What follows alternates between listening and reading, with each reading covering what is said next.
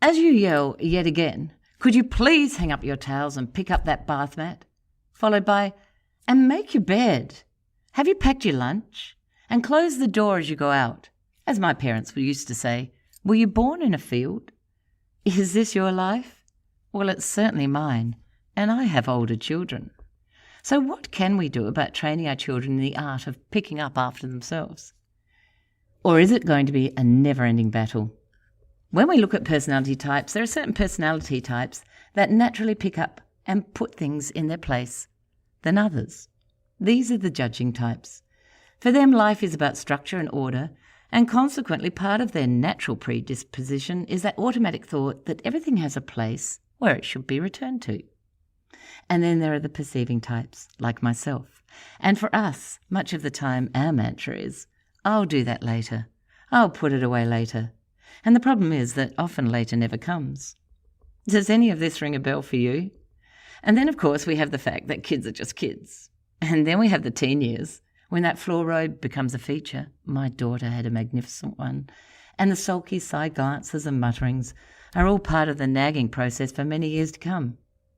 Now, I'm a realist, and I'm wondering, can we fix some of those behaviours? Today we're talking about habits, creating good habits and possibly getting rid of some of the bad. Habit formation is a process where behaviours become automatic. Every habit you have, whether good or bad, follows the same 3-step pattern. Let's look at an example. Now, I don't know about you, but late night snacking is a habit that many people have. And I certainly have. We all complain about the weight gain, but somehow just can't break that habit. So it begins with the step 1, which is the reminder. So that's the trigger that initiates the behaviour. So it's late, you're tired, possibly a little bit bored, and you need to do a few chores in the kitchen before you go to bed. So you get up from the lounge, wander into the kitchen, and you can't be really stuffed doing those chores, and then suddenly the fridge or the pantry is calling your name. "Hello, Kate." You sidetrack, open the door, and stare in. Now, usually there's an open pack of something. It might be biscuits, it might be leftover yogurt, it might be cereal, and if you strike it lucky, chocolate. But probably nothing you want, but what the heck. Step number 2, routine, the behaviour and the action you take. Without any real thoughts of hunger or intent to eat, you shovel it down, whether it tastes good or not. Number 3 is the reward. That's the benefit you get from the behaviour. Now, for me, the reward is that the procrastination of avoiding my bedtime chores for just a few more minutes. Now, after repeating this process for a while, it becomes automatic, and we've created a habit. Now, whether you think raiding the pantry or the fridge late at night is a habit that's good or bad, I'll let you decide. Let's face it, most of us, no matter how young or old, have developed many everyday habits that help us get on with our day, and they're automatic. For example, getting out of bed, eating breakfast, having that morning coffee, showering, getting dressed and cleaning our teeth. As we've got so many habits formed, how can we form more beneficial habits? I'm Kate Mason, and welcome. This is the podcast that connects you to the ones you care about the most.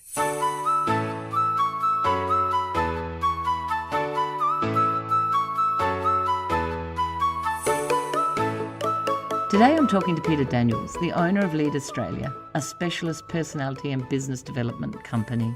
As I've previously mentioned, Peter is an ENFP personality type. These types are charismatic visionaries, as Peter is, who share their big picture inspiration and help people fulfill their ideas and dreams. However, sometimes when that bloom of inspiration wears off, the ENFP can struggle with self-discipline and consistency and tends to lose steam on projects that once meant so much to them. So not only is creating habits an integral part of Peter's training for others, but also for himself. He totally understands the importance of creating habits that can follow you through your business and personal life. Hi Peter, we spoke on our last podcast about sales and selling to kids, parents and customers, and today we're looking at how to help ourselves and others create good habits and possibly rid ourselves of the less desirable ones. So welcome to the podcast today. Thanks, Kate. Glad to be back. Now, this is an area that you deal with in your business, and it's constant. Can you give us an analogy for creating habits that could be used with anyone? Yeah, maybe if I start off by just defining what a habit and an attitude is. We're all familiar with what a habit is. A habit is the forming of something that gives you some beneficial result, and if you repeat that over and over, it becomes a habit. A good example of that is a young child learning to tie a shoelace. You can observe them totally concentrating on that, and it will take them a long time to do that. But that's a habit. An attitude I like to frame as being the way that we habitually think. And this flows into a whole lot of things, Kate. It does. It even flows into the way that some people wake up on Monday morning. If you hear them roll over in bed, if we could hear them all, some of them moan and bemoan that they have to go to work. That's an attitude. Yeah. And I think that means that people end up with, for want of a better word, Mondayitis. So attitudes and habits, yeah, happy to have a chat with you about those. And maybe if I just give you a story, is that all right, Kate? Am I allowed to do that? That would be wonderful. Okay. Wonderful. I love a story. Okay. I've worked with a whole lot of different people in different business settings and different personal settings, but this story might help you to grasp the power of a habit and how to use it. I had a gentleman come to me one time, and typically I ask them, my clients, to set a business goal and a personal goal. Well, this gentleman said he had a business goal, but it was private, and he didn't want to share it with me. And I said, okay, well, how do you expect me to help you if it's going to be private? He said, well, it's a bit personal, but it's a huge goal. I said, really? Oh, wow. Okay, well, you decide. And he said, well, look, I'll tell you as long as you don't laugh. I said, I won't laugh. He said, promise? I said, no, I won't laugh. He said, okay, well, it's a big goal. I want to pick up my underpants from the ensuite every morning and learn and turn that into a habit. And I didn't laugh. And what did he want to do with the underpants? He wanted to put them in the basket, the dirty clothes basket. Cool. And he wanted to do that, and he wanted to develop a habit to do that. And I said, okay, why do you think that's a big goal? And he put it simply, and I think he was right. He said, if it's a small goal, why doesn't anybody do it? Why don't our blokes do it? And I looked at him and I said, I think you're onto something, actually. Anyhow, we put together a process, and that process involved a whole lot of things, including what I call a no exceptions policy. And he said to me, what's a no exceptions policy? I said, this is what's got to happen. He lived up in the Adelaide Hills. If you get to work and you're meeting with your most important client and you realise that you've left your underpants on the floor, you have to excuse yourself and drive home and make another time with that client and go and pick them up. Who was checking on that one? No, we had an agreement, and he agreed to that. And I said, okay. He said, that's a bit tough. I said, well, here's the thinking behind it. If you had actually had to do that, it would burn indelibly on your brain so thickly that you probably wouldn't do it again. During this transition, and it was a 3-month project, he had to cancel 2 appointments and go home and pick up his underpants. Wow. And at the end of the whole thing, we had a luncheon, and I said, is there anybody here who wants to share about the success of their business goal? Well, up shoots his hand, and he told the whole story. And I said to him, what do you think you got out of that process? He said, well, I think I put another 20 years on my marriage. He said, but I now think that if I've got victory in that, I can do almost anything. And the long story cut short is that he went on to buy the business that he was working in and build it up, and it worked out as a very profitable enterprise for him, all because he learned how to develop a habit.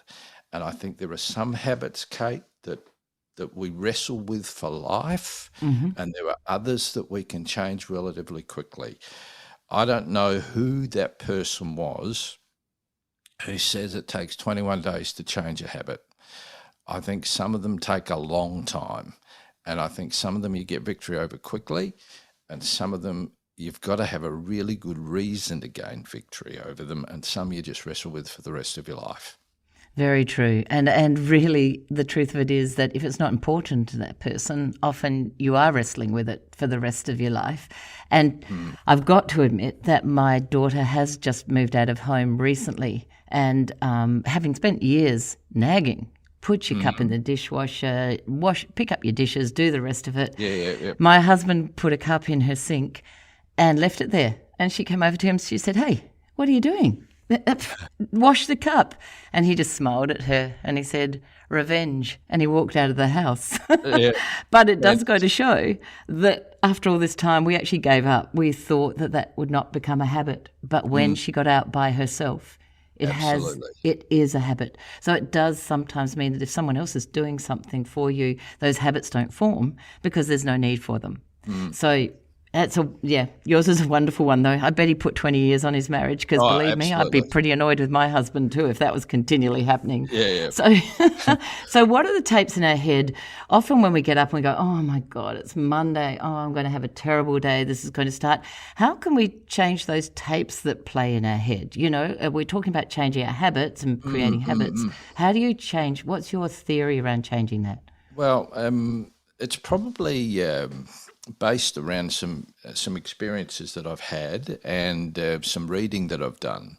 I'm no psychologist, but I have sat with people who have had serious mental health issues, and I've sat with psychologists, and some of the things that they say make a lot of sense to all of us, and particularly that you can change how you feel by how you act, and vice versa, you can change how you act by how you feel. And I think we have those two competing interests happening all the time. And I think if people allow themselves to be dominated by how they feel, they're only going to be as good as what they had for dinner last night, and if they've got indigestion. And if they go to bed late and they sleep in, they're not necessarily going to feel fabulous. And I think we need to all be aware that feelings are really, really important, but they can be impacted by our actions or our inactions. And I've probably got a story on that I can give you if that's Sure, let's go for it. Yeah, okay. Love one. So I had another client who said to me that he couldn't get up in the morning, and that was a bit of an issue.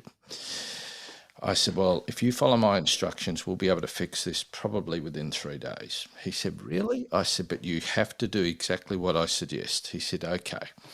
I said, "Okay, so what benefit are you going to get out of getting up early?" He said, "Well, if I can get up early, I can get on with my work, I can arrive at work early, I can be relaxed, I can have breakfast, I can be energized." Some of those things I miss out because I don't get up. The alarm goes off and I press snooze, or in winter I put the electric blanket on. Okay, so what I'm going to suggest you do is this.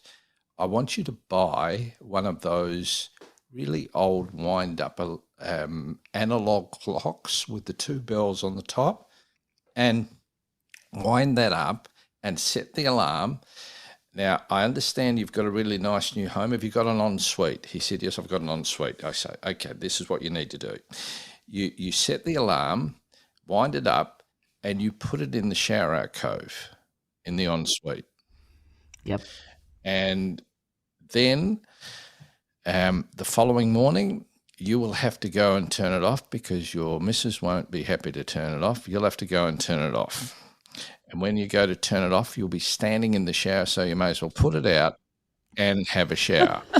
And the concept I was trying to share with him was that this sets him up to make it easier to take actions rather than to be dominated by his feelings.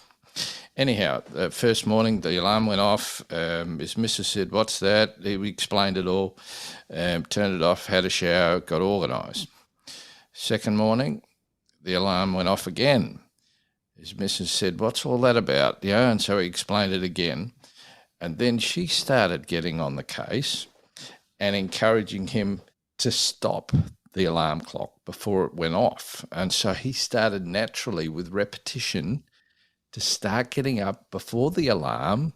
And so we set it up, and I think this is a really important point, and I labour it because it is important, that if you're going to change a habit, you need to set it up with an action that enables you to move forward with something Yes. rather than being dominated by the way that you feel. And that's in a whole lot of different arenas. And I think it's an important thing to think about.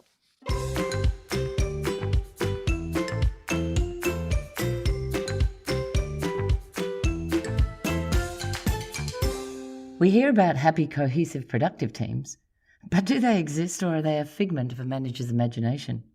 Well, yes, they do. And I can help you make this happen. If you're ready to get your team working as one, contact me at thepersonalitycoach.com.au.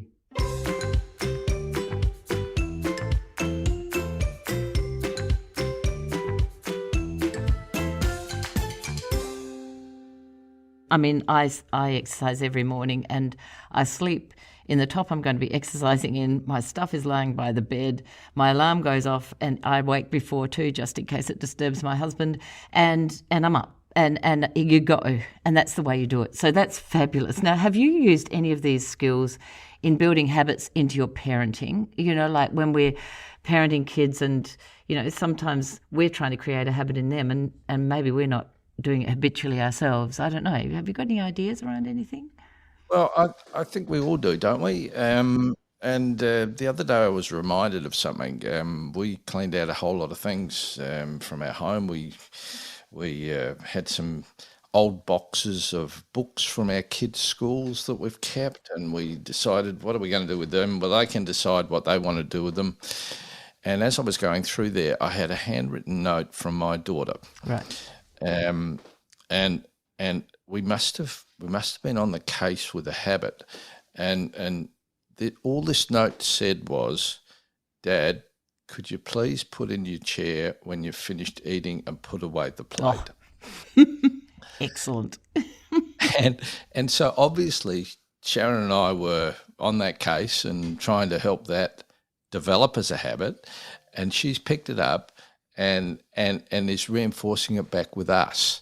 And I think some of the things that kids need to get into habits with is them getting a good sleep, them looking at what they need to do so that they're prepared for the day. And I'm a big advocate that if you have a good start to the day, it helps to impact the day rather than rushing around and stressed, and you tend to take that into a day. So I think breakfast is a good habit. Yes. I know that my kids have picked this up. I started making my wife breakfast in bed 26 years ago. And so if I'm not interstate or got an early morning breakfast to talk at, I'll take her breakfast in bed. And part of the benefit of that is I have some time by myself to have my breakfast and to eat. Yeah. And she has her breakfast in bed and she can watch sunrise and enjoy that. Yeah. And that habit has worked famously well. And I can also argue nicely that I make a third of the meals in the house. Well, there you go. There you go. And what a wonderful habit that is too. Yeah. And I think it's true. Some habits are fabulous habits, and they're the ones that we do automatically. And it's the bad habits that are the hard ones to change. But as you've shown us, if you set yourself something that's almost unreachable to get to change that habit, your alarm out of reach, or set it up for success rather than failure, then you can actually, create a habit. But I agree with you. I think someone wrote a book, Change a Habit in 21 Days, and it was obviously a bestseller. So. Yeah. How have you, perhaps just give us a couple of examples of how you use habit-forming things successfully in your business, the things that you might say to people? Yeah, I think particularly business owners, if they've come out of an employed situation, sometimes they have a bit of a struggle with all of this extra time that they have on their hands, and they start to develop some poor habits. I remember reading a book years ago, and the gentleman said this: if your day is a social success, it might mean that it's been a business failure. And what he meant by that was you need to be sure on when you're actually in work mode rather than jog in and out of work and social mode. And I think one of the early things that I learned was to have a really good diary system. I found the one that works for me. I think it works for most people, but you've got to find one that works for you and your personality. Is if you've got not only things that you need to do on a to-do list, but also your commitments that you've made. So I used to buy a diary, a handwritten one. I now use a digital version of this, where I would write in all my to-do lists for a day. And if I told Kate I was going to ring her in August, I would go to August the 5th and write in, call Kate today in my to-do list. So that system became part of a habit. And I think if you're getting up at a certain hour and you're moving towards your office or your work environment, that becomes a habit as well. But I think for most businesses, they tend to look at three things. They're either doing stuff or reacting stuff, or checking up on stuff. That for most business owners, that's what they end up doing: do, check, or react to stuff. And if you're not careful, if you do that without a plan and without some priorities, you can use up a day just wandering around those three arenas. And so someone taught me years ago that there's probably some important things that you need to do and some imperative things. And depending on how you define those, the important things are income producing. So if you have a look at my system on my diary today, I have two columns. One is income producing and the other is other. And I think as a business owner, we always have to have an income producing focus, because I've found that the other stuff, if we spend too much time going down the notion that if we get all the other stuff done, then we can get back to business, we end up spending too much time on the other stuff. And Parkinson's law takes over. Work tends to expand at the time of for its completion, and we don't get around to doing the really important stuff. Yeah, fabulous. So really, prospecting is really, really important. And I think I have a lot of those days that you mentioned earlier where I just have a lot of fun, really. Yep. So yes, it's a really great tip of advice. So you mentioned, like I've got here just 3 top tips. I don't know whether you have them mentally in your head at the moment. One about changing a habit that has to be related. It has to, be replaced with a new habit. Yes. So how does that work?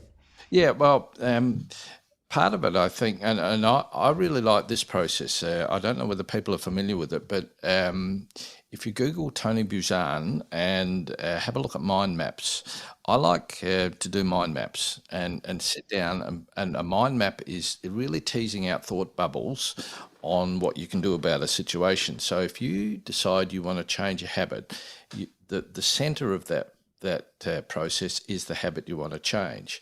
And then what you need to do is look at what benefit you're getting out of that habit currently and what you want to change it to, and then what benefit you will enjoy out of that new habit. And then you need to look at what actions you're going to take. There's that word again, Kate, sorry.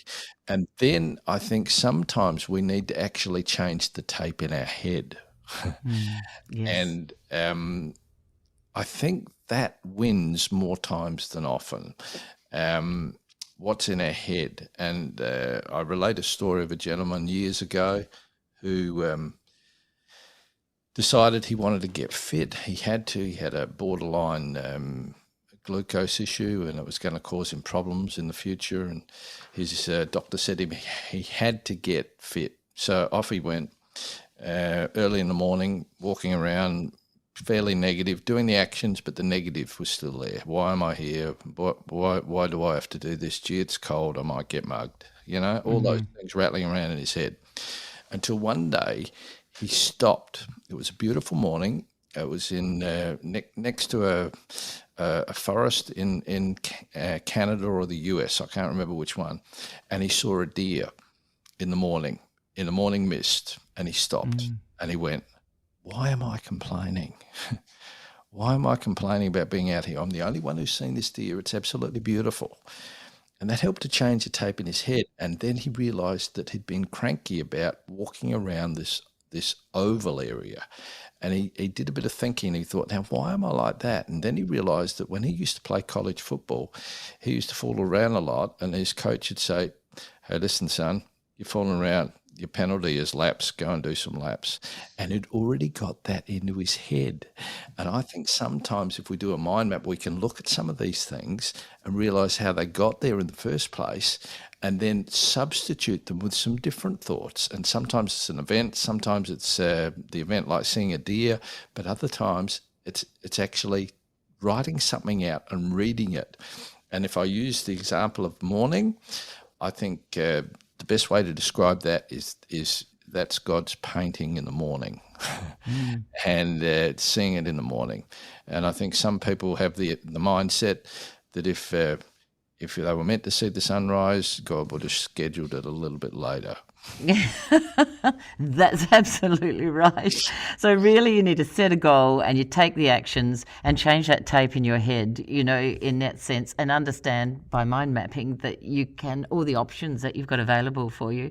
Now, the last thing you had written here was get real. A slip is not a fall. I think that's important. I think it's really important, Kate. When we get started on these things, it's important for us to have some sort of measurement. And I use spreadsheets.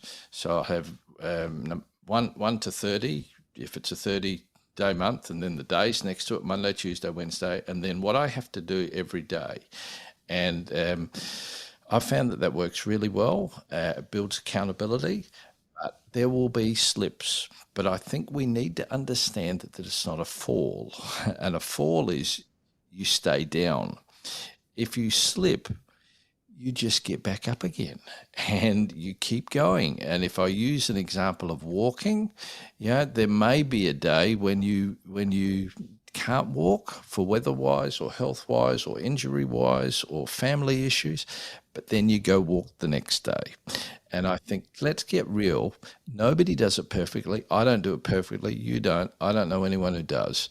No. But I think if our mindset is around being real, and that if you slip, that's okay, but you better get onto it again. That's a fantastic way to end, because it's true. That's what life's about. Life's about certainly, sometimes hitting not what we call failures now. Let's call them slips. But you're not falling. You can get back up and keep going. Absolutely. Because that's the most important thing. Peter, thank you for joining us and sharing your inspirational thoughts and ideas on all areas of life. Peter's details will be available at the end of the podcast, so if you'd like help with sales or changing habits, please get in contact with him. Thank you, Peter. Thanks so much. Knowing your personality type can help you gain a better understanding of your strengths, gifts, talents, and your children's. It'll help you gain insights into your blind spots and challenges. Self-understanding will enable you to find the reminders, routines, and rewards that suit you for building habits for success in parenting, business, and life.